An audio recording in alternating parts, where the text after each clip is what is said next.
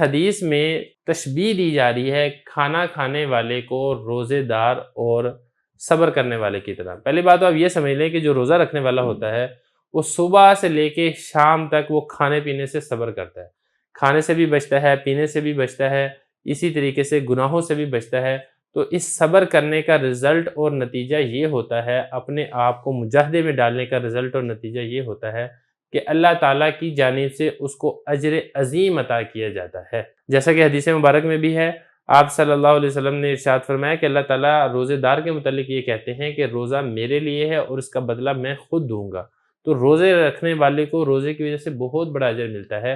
یہاں پر تشبیہ اس طریقے سے دی گئی ہے کہ اگر انسان کھانا کھا رہا ہے اور کھانا کھا کر اللہ کی نعمتوں کا، اللہ کا شکر ادا کرتا ہے، تو اللہ تعالیٰ اس کو وہی والا اجر اور ثواب عطا کریں گے جو ایک روزے دار روزہ رکھ کر صبر کر کے اپنا اجر کا مستحق ٹھہرتا ہے۔ اب کھانا کھانے میں شکر کیا ہے؟